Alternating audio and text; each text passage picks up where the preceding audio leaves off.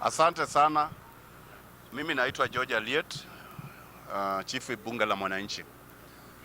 Leo I only have two pertinent things to discuss. One, leadership of Bunge la Mwananchi. Two, government performance, that is the achievements.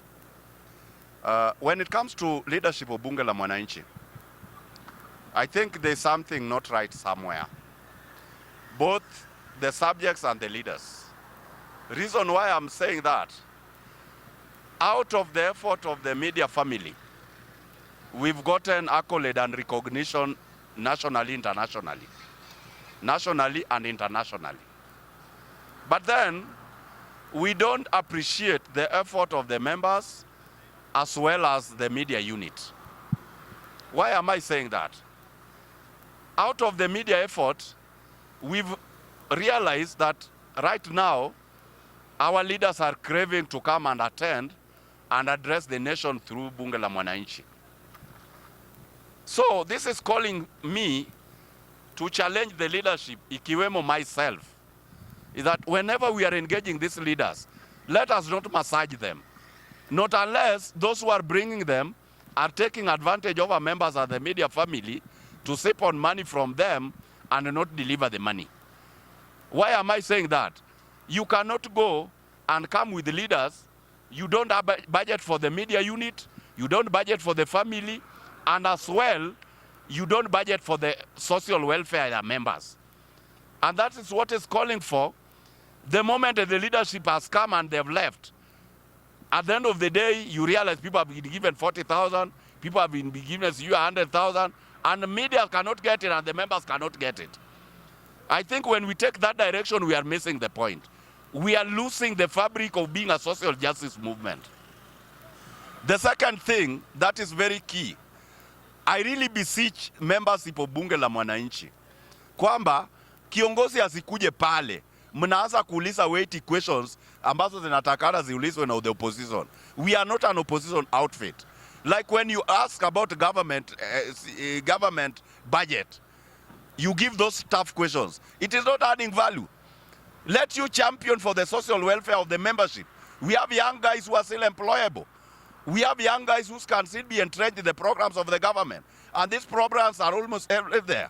Like now, at one point, I think, mambo ya finance bill, there's going to be a public participation and probably a partial civic education.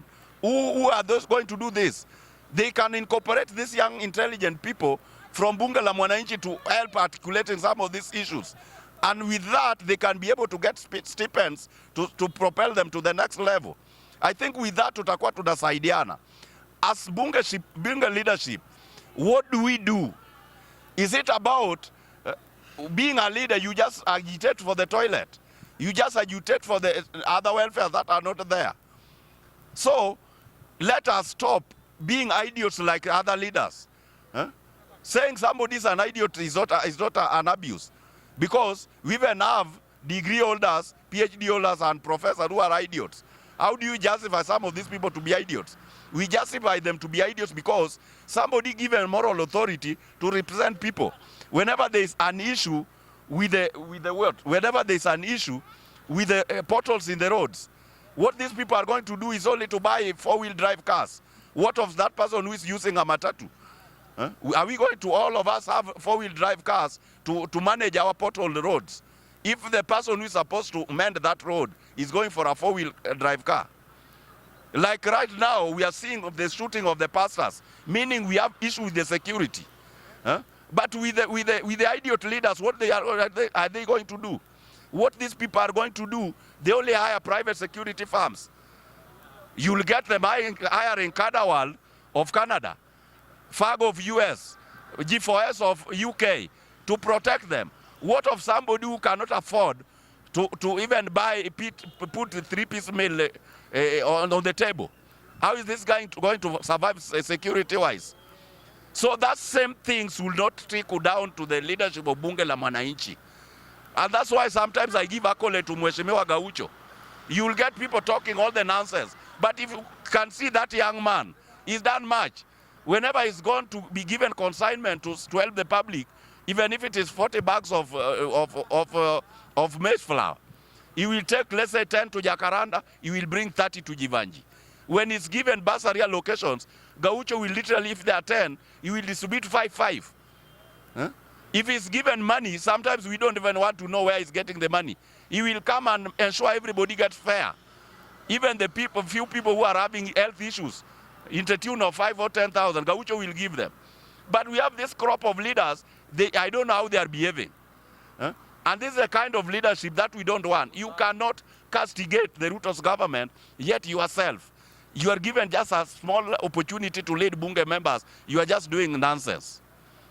How will we remember you, like myself as George Eliot, who did the history outside class, can still remember that the first person who stepped on the moon was Armstrong. Huh?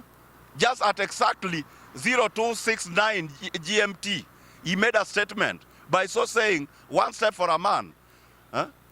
And a giant is for generations. That one makes my heart be happy when I try to imagine how that person managed to go to the moon. When it comes to Ruto's government, I've told you several times, governance structure or programs of the government are gradual, spread across financial years. And that is making me to tell you by the next year, December, whoever is not having personal vendetta will lack something to castigate Ruto about. I even challenged people yesterday that if you know any government person or an agency that is making losses, come forward and tell us. I didn't get results. The only thing I've gotten now is the performance improvement in KCB group that is led by Paul Russo. KCB gave a profit improvement of 16.5 billion. Huh? That's a quarter from 16.48 billion with an asset base of 2 trillion from 1.99. What does one at the peak? The government index on improvement economically is something open for everybody to see, whoever bothers one wants to see. Huh? And that one is very clear for me. Like for our people who are supporting the administration of Mheshimiwa Ruto, let you not be perturbed. Just stay rosy, continue with the crusade, as long as we are propagating the right concept, but it's going to see the light of the end of the day. Just the same way the great man from India, Mahatma Gandhi, he did say in his hometown in Gujarat, he went for a sermon. And in this sermon, the person who was delivering the sermon read books from Hindu Gita all through to Jewish Torah. From Jewish Torah, he opened another Islamic Quran. Then he went as far as reading the Christian Bible. Yet this guy is not a Christian. The books that he read in that sermon didn't matter. What mattered is that the word of the Lord was being propagated. And that one also resonate well with us as proponents of Mheshimiwa Ruto. Huh? Let somebody not start thinking that we are sycophants, but we are just agitating and telling the Kenyan family, Kwamba, let us be pragmatic and think positively so that we build this country together. Matter security. It is something that is on ground. Everybody's security starts with me and you. Because you can never mitigate security if everybody is thinking different security-wise. You cannot never imagine what I'm thinking about you if at all I don't accommodate what you are saying. So I rest my case by so saying, as a Kenyan family, we are really enlightened and we are going to go to the next level under Ruto's administration. Thank you. Thank you.